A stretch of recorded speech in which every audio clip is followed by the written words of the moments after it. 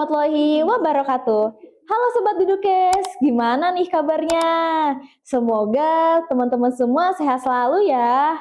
Nah teman-teman, selamat datang di podcast Dudukes bersama aku Malika Dwi Anggraini yang bakal nemenin teman-teman semua dalam sesi podcast hari ini. Nah teman-teman, aku mau ngenalin sesi podcast kita hari ini nih. Pada penasaran kan? Apa sih namanya? Nah, namanya adalah Prestalk atau Prestasi Talk. Nah, jadi Prestalk ini adalah sesi podcast kita yang akan mengenalkan teman-teman semua prestasi-prestasi yang ada di SMP 75 nih. Nah, teman-teman, berhubungan kita ngobrolin yang prestasi nih. Pasti pada penasaran kan siapa yang narasumbernya? Narasumber kita hari ini adalah teman kita nih yang berprestasi di bidang membaca berita. Pada penasaran kan? Ini dia, Kak Aini dari kelas 9F. Kak Aini. Iya. Halo Kak Aini. Halo Kak Malika. Gimana kabarnya Kak? Alhamdulillah kabar aku baik. Kakak sendiri gimana? Aku alhamdulillah juga baik Kak. Kayaknya emang harus selalu baik ya Kak? Iya. Oke, sebelum kita memulai podcast pada hari ini Kak, boleh dong Kak ceritain sedikit soal diri Kakak nih. Nah, teman-teman, perkenalkan, aku Aini Apriani. Aku biasa dipanggil dengan sebutan Aini. Di sini aku siswi kelas 9 dari kelas 9F. Oh gitu ya Kak. Kalau untuk kesibukannya nih Kak akhir-akhir ini kira-kira Kakak lagi ngapain aja sih? Kalau akhir-akhir ini biasanya sih aku nih baru aja kemarin itu aku ngikutin kegiatan pramuka yaitu Jota Joti. Nah, biasanya nih waktu luang yang aku isi itu dengan hobi-hobi aku aja sih. Nah, hobi aku ini biasanya ini di olahraga. Aku suka banget yang namanya lari ataupun badminton. Wih, sehat banget ya Kak. Iya, alhamdulillah. Oke nih Kak, aku penasaran nih. Kan Kakak ini sepertinya terkenal ya dengan public speaking-nya ya Kak. Karena Kakak ini aku lihat udah banyak banget ngisi acara-acara di sekolah nih. Kayak nge-MC atau mungkin ngisi acara di sekolah seperti pidato atau tausiah nih kemarin ya Kak. Nah, Kakak itu tuh suka dengan hal-hal yang kayak gitu tuh emang dari hobi atau dari kesukaan Kakak aja nih? Nah, itu kalau itu aku dari hobi aku sendiri. Dari dulu itu aku suka yang namanya public speaking. Aku itu mulai kenal yang namanya public speaking itu mulai dari SD. Aku suka, aku pede ketika berbicara di depan banyak umum. Makanya aku ikut mata lomba yang membaca berita itu karena itu sesuai dengan hobi aku sendiri. Oh, jadi udah lama ya Kak? Iya, udah Mungkin lama. karena terbiasa juga gitu nggak sih Kak? Iya, betul. Terbiasa berbicara di depan audiens, jadi ketika sudah SMP mungkin bisa lebih kembangkan lagi nggak sih Kak? Iya, betul. Makanya udah berani untuk mengisi acara-acara di sekolah. Wih, keren banget ya teman-teman. Nah, aku penasaran nih Kak, motivasi Kakak apa sih biar bisa sampai di titik ini? Nah, motivasi itu yang pertama itu aku mau mencoba hal yang baru. Aku itu berusaha keluar dari zona nyaman aku. Aku itu ngikutin ini sebenarnya iseng-iseng aja, tapi alhamdulillah menghasilkan yang terbaik. Oh, berarti awalnya karena mungkin penasaran ya Kak? Iya, penasaran, betul. Wih, penasaran tuh berujung ini ya prestasi ya Kak? Iya, alhamdulillah dikasih kesempatan lagi di tahun kedua. Wih, keren banget ya teman-teman.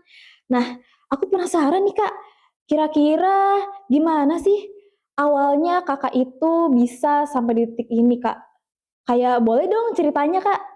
Nah, pertamanya itu aku tahu perlombaan itu tuh di kelas 8 di tahun kemarin.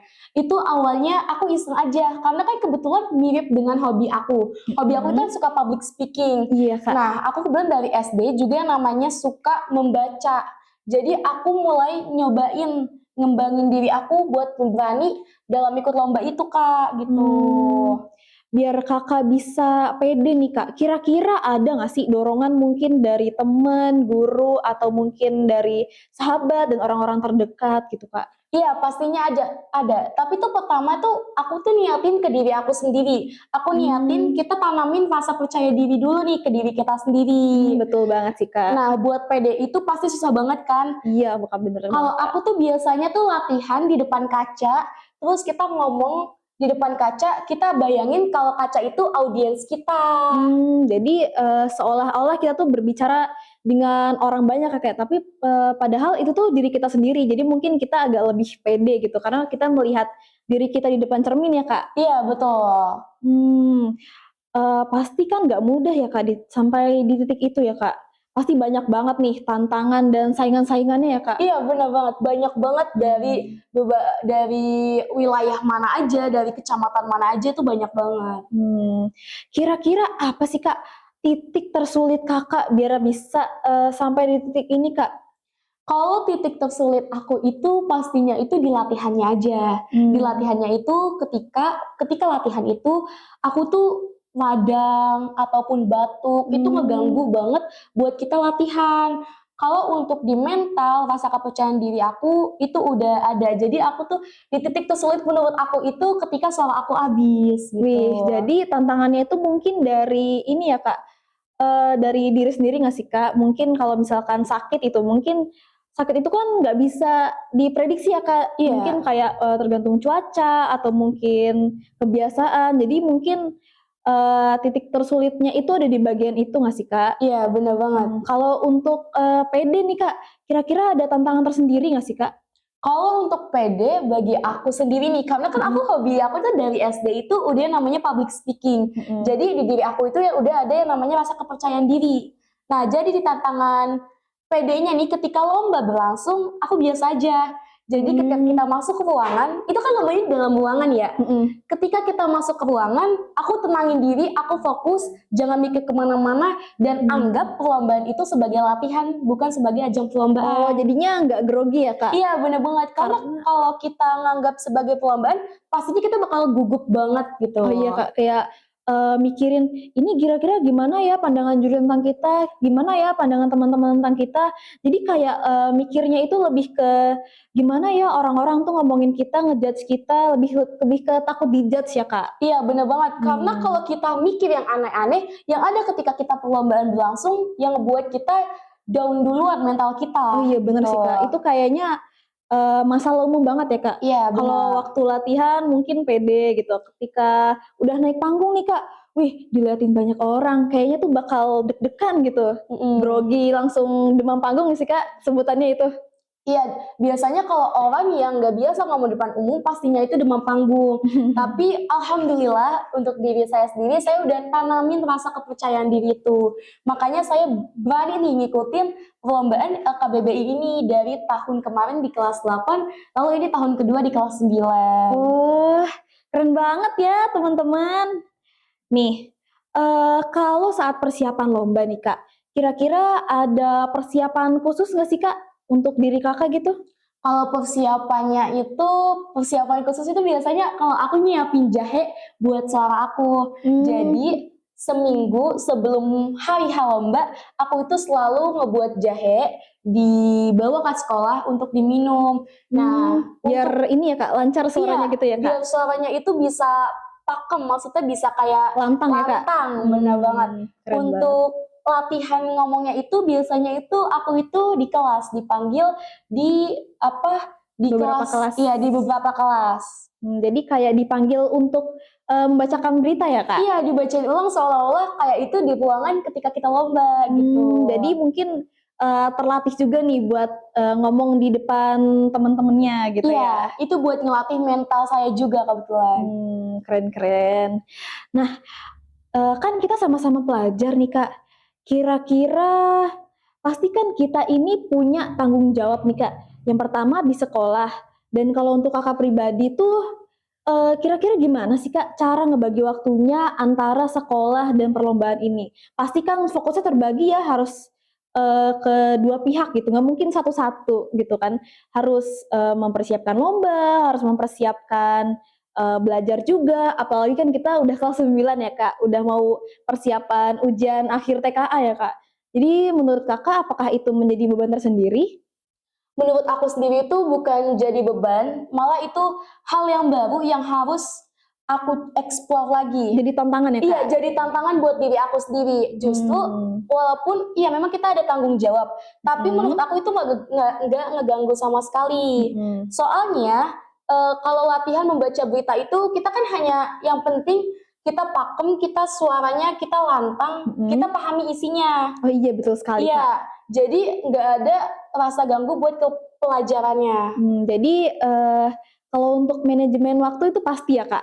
Iya. Kayak kapan waktunya belajar, kapan waktunya untuk latihan, itu pasti dibagi nggak sih, Kak, waktunya? Iya, kalau biasanya kalau aku latihan itu ketika aku pulang sekolah di rumah. Oh, ketika pulang sekolah ya, Kak? Iya, di rumah. Kecuali yang datang ke beberapa kelas, itu tetap aku kerjain lagi walaupun aku tunda tuh tugasnya gitu. Jadi tetap seimbang ya, Kak? Iya, tetap seimbang. Dan nggak terbagi-bagi dan nggak ada yang ketinggalan gitu tugasnya? Enggak, alhamdulillah enggak. Oke, Kak. Terakhir nih, boleh dong, Kak, kasih tips buat kita dan teman-teman yang lagi nonton, biar kita juga termotivasi sama Kakak nih. Nah, tips dari aku itu yang pertama pastinya harus tanamin kepercayaan diri buat diri kita sendiri dulu nih. Karena kalau nggak ada rasa kepercayaan diri, kita pasti bakal ragu untuk memulai hal yang baru. Betul banget nih, Kak. Terus jangan takut untuk gagal, itu aja. Wah, luar biasa banget ya cerita dari Kak Aini. Di sini kita bisa belajar tentang gimana nih proses susahnya perjuangannya. Dari mulai dia masih SD, dari mulai tantangannya, saingannya, yang pastinya tuh gak mudah buat dilakuin. Nah, tapi ya teman-teman, dari podcast ini tuh kita bisa belajar bahwa setiap prestasi pasti ada perjuangannya. Tetapi hasilnya itu pasti sesuai dengan apa yang kita perjuangkan. Nah, Kak Aini, sebelum kita menutup sesi podcast pada hari ini, boleh dong aku minta satu kalimat motivasinya. Nah, kalimat motivasi dari yang dulu yang aku pegang benar-benar teguh buat diri aku sendiri nih, aku bakal kasih ke kalian. Lebih baik gagal daripada kita tidak mencoba sama sekali. Wih, berarti intinya mencoba dulu ya, Kak? Iya, mencoba dulu. Kegagalan itu bisa saja menuju kesuksesan untuk di kemudian hari. Jadi buat menjadi pelajaran diri kita ke depannya. Wih, berarti dari kegagalan ini tuh kita tuh nggak boleh yang semata-mata gagal nih, nyerah karena tuh dari kegagalan tuh kita bisa belajar juga ya, Kak, untuk mengimprove diri kita gitu, Kak. Ya, walaupun gagal, kita jangan mudah menyerah, kita coba lagi, kita berusaha lagi, sampai kita mendapatkan hasil yang terbaik. Wih, keren banget ya teman-teman. Oke, Kak Aini, terima kasih ya Kak telah menyempatkan hadir, dan terima kasih atas waktunya dan telah berbagi cerita kepada kita dan teman-teman di rumah nih. Terima kasih juga kepada kakak podcastnya, Kak Malika yang telah mengundang saya sebagai narasumber. Semoga cerita atau inspiratif dari saya menginspirasi kalian semua yang lagi nonton di podcast pada kali ini. Amin. Nah, teman-teman, buat yang lagi nonton nih atau lagi dengerin podcast ini, jangan lupa ya untuk terus semangat belajar untuk menggapai mimpi kalian masing-masing. Teman-teman, jangan lupa like, subscribe, dan komen. Dadah!